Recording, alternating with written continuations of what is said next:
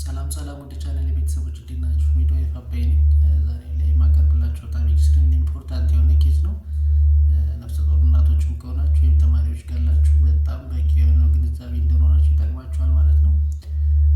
የማቀርብላችሁ ነገር ምንድነው? አንድ እናት ለ24 ሰዓት የፅንስ እንቅስቃሴ ሳትሰማ ምንም አይነት ፌታል ሙቭመንት የለኝም ብላ ብትመጣ እናንተ ጋር ምን ታደርጋላችሁ? ወይም ነፍሰ ጡር እናት ከሆንሽስ ምን ታደርጊያለሽ የሚለውን የምናይ ይሆናል ማለት ነው። ስለዚህ እስከ መጨረሻው ድረስ ከኔ ጋር ቆዩ። ይህ ኬዝ ለእናንተ ይጠቅማችኋል። አንድ ቀንም ደግሞ ህይወት ሊታደጋችሁ ስለሚችል በደንብ ተከታተሉ። ቪዲዮውን እስከ መጨረሻው ማየታችሁን እንዳትረሱ።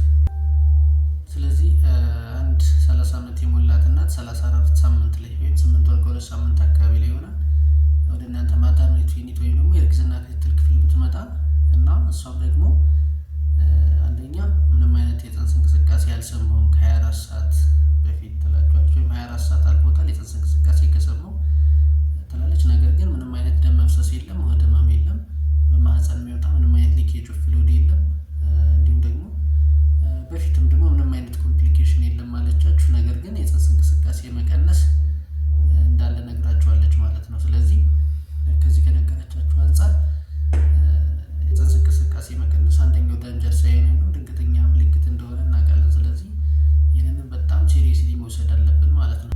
ስለዚህ ምን የምናደርጋቸው ነገሮች ምንድናቸው የሚለውን ወይም ስቴፕ ባይ ስቴፕ እናያለን። ስለዚህ ስቴፕ 1 የመጀመሪያው ምንድነው? ኢሚዲየት አሰስመንት ማድረግ ያለብን ነገሮች አሉ። አንደኛ ቼክ ቤት አለርት ቤት የፅንሱን የልብ ምት ማዳመጥ አለብን። ዶፕለር ካለ ዶፕለር ወይም ፒኒያር ስቴቶስኮፕ ካለ በሁለቱ ባለው ሁሉ በአንደኛው አዳምጠን የልብ ምቱ ካለ ወይም ፌታል ቤቱ የምንሰማ ከሆነ አሰስመንታችን ወይም በዛው እንቀጥላለን ማለት ነው። ነገር ግን የልብ ምቱ ከሌለ ወይም የልብ ምት የማይሰማን ከሆነ ኢመርጀንሲ የሆነ ማኔጅመንት ወዲያውኑ መጀመር አለብን ማለት ነው። ሁለተኛው ምንድነው? የእናትየውን ኮንዲሽን ሁኔታ ቼክ ማድረግ አለብን። ይህም ሲባል የደም ግፊቷን፣ ልብ ምቷ ምን ይመስላል፣ ሙቀቷ ምን ይመስላል፣ እንዲሁም ደግሞ ሌሎች ምልክቶች ካሉ በእርግዝና ሰዓት የሚከሰት የደም ግፊት ምልክቶች ካሉ ለምሳሌ በጣም ከባድ የሆነ የራስ ምታት፣ የእጅና የእግር ማበጥ ካለ እንዲሁም ደግሞ የአይን ብዥብዥ ማለት ምልክቶች ካሉ እነዚህን ነገሮች ቼክ እናደርጋለን ማለት ነው። ሶስተኛው ደግሞ ምንድነው? የፅንሱን እንቅስቃሴ ፓተርን እንጠይቃታለን ማለት ነው። እናትየውን ለመጨረሻ ጊዜ የፅንስ እንቅስቃሴ የሰማችው መቼ እንደሆነ እንጠይቃታለን። እንዲሁም ደግሞ ይሄኛው ከበፊቱ የተለየ ነገር አለው ወይም ከበፊቱ ኖርማል ፓተርን ነው የተለየበት ነገር ካለ ያንን መንገድ እንጠይቃታለን ማለት ነው። ሁለተኛው ስቴፕ ምንድነው? አርጀንት የሆነ ኢንቨስቲጌሽን ወዲያውኑ እንወስዳለን ማለት ነው። የመጀመሪያው አርጀንት የሆነ ኢንቨስቲጌሽን የምንወስደው ምንድነው? አልትራሳውንድ ስካን እናደርጋታለን። አልትራሳውንድ ስካኒንግም ለምንድነው የሚያስፈልገው? አንደኛ ፌታል እርትቤቱን ለማየት እንዲሁም ደግሞ የፅንሱን እድገት ወይም ፌታል ግሮዝ ብለን የምንጠራው ምንድነው የሚለውንም ለማየት ይጠቅመናል። እንዲሁም አምኒዮቲክ ፍሉይድ ቮሊዩምስ ምን ይመስላል፣ የሽርቷ መጠኑ ምንድነው የሚለው እናያለን። ፕላሴንታል ፋንክሽኑ እንዴት ነው እና ቤቢስ ፖዚሽን ደግሞ ህፃኑ አቀማመጡ እንዴት ነው የተቀመጠበት የሚለውን በሁለተኛው ስቴፕ አልትራሳውንድ ስካን እናያለን ማለት ነው። ሌላው አስፈላጊ ከሆነ ሲቲጂ ወይም ነን ስትረስ ቴስት እናያለን። ኮንቲኒዩስሊ የሆነ ከ20 እስከ 40 ደቂቃ ሚኒት ወይም ደቂቃ ድረስ የፅንሱን ሁኔታ ወይም ዌልቢንጉን አሰስ ማድረግ ስላለብን ይሄን ነን ስትረስ ቴስት ብለን የምንጠራውን እንሰራለን ማለት ነው። ሶስተኛ ምንድነው?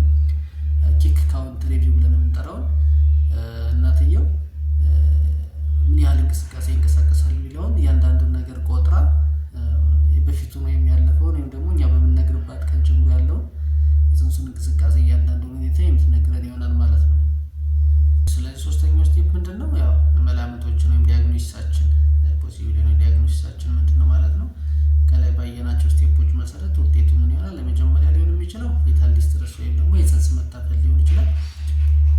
ይህም ሲሆን ደግሞ ህፃኑ በህይወት አለ፣ ነገር ግን በደንብ እየሰራ አይደለም ማለት የልብ ምቱ እንቅስቃሴዋ የለም ማለት ነው። ያም ሊሆን የሚችለው አንዳንዴ አብኖርማል የሆነ ትሬት ስንሰማው የህፃኑ ሪዱስድ የሆነ ኦክሲጅን ካለ፣ በቂ የሆነ ኦክሲጅን ካላገኘ ወይም ከቀነሰ፣ ኮምፕሮሚስድ የሆነ ፕላሴንታል ካለ እነዚህ ፌታል ዲስትረስን ሳስፔክት ሊያደርጉ ይችላሉ ማለት ነው። ሁለተኛው ዲያግኖሲሳችን ምንድነው?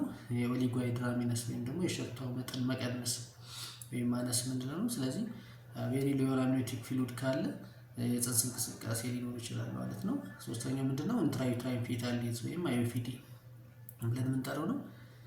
ሆድ ውስጥ ያለ ፅንስ ህይወቱ ሲያልፍ ሲሞት ማለት ነው። ስለዚህ ምንም አይነት የፅንሱን የልብ ምት አንሰማም።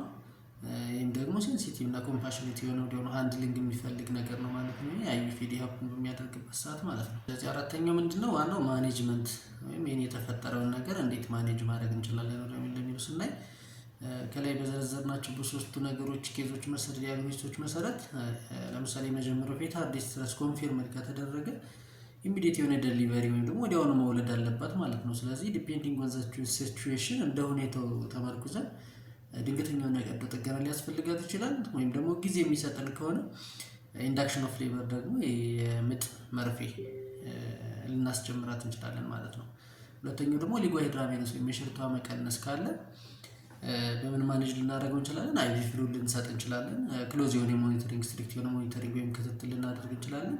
ሌላው ደግሞ ጊዜው ገና ከሆነ ስቴሮይዶች እነዚህ ፊታል ላንግ ማቹሪቲ ወይም ሳምበው በደንብ ማቹር ስላልሆነ እነዛን ነገሮች እንዳስፈላጊነቱ ካስፈለገ ልንሰጥ እንችላለን።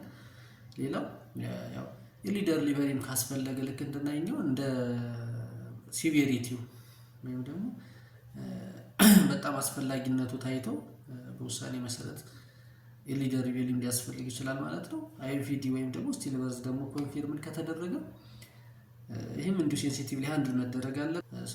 ስለዚህ ሶስተኛው ሆድ ውስጥ ጽንስ ከሞተ ወይም ስቲል በርዝ ሀፕን ካደረገ እናትየውን ኢሞሽናል ሳፖርት መስጠት አለብን ማለት ነው። ስለዚህ ሌሎቹን ኦፕሽኖችም እንዲሁ ኢንዳክሽን ኦፍ ሌበር ወይም ማስጀመር ካለብን እናስጀምራለን። እናትየው ብቻዋን እንዳልሆነች እና የነገር ሀፕን የሚያደርገው ሁልጊዜ እንዳልሆነ ያው በደንብ ሪአሹር አድርገን ማበረታታት ይኖርብናል። ሳይኮሎጂካል ሳፖርት እና ካውንስሊንግ መስጠት አለብን ማለት ነው ለእናትየው ማለት ነው። የጽንስ እንቅስቃሴ መቀነስ ሁልጊዜም ቢሆን ከፍተኛ የሆነ ድንገተኛ ምልክት ነው እናቶች። ስለዚህ እንደዚህ አይነት ነገሮች በሚያጋጥማችሁ ሰዓት በቀጥታ ወዲያውኑ በአስቸኳይ ወደ ሕክምና ተቋም መሄድ ያስፈልጋል ማለት ነው። የጽንስን እንቅስቃሴ በደንብ በየቀኑ መቁጠርና መከታተል የጽንሱን ሕይወትም ለማዳን ይጠቅማል ማለት ነው። ስለዚህ አንድን ነገር ቀድመን አሰስመንቱን ብናውቀው ወይም ደግሞ እንዲህ አይነት ነገር ሀፕን ሲያደርግ ቶሎ ብንመጣ አውትካሙን በዛው ልክ ደግሞ ቤተር ይሆናል ማለት ነው። ወይም ደግሞ ሴቭ ለማድረግ ይጠቅመናል ማለት ነው። ስለዚህ እንደ አጠቃላይ ይህ ኬዝ በጣም ትልቅ ነገር ነው የሚያስተምረን።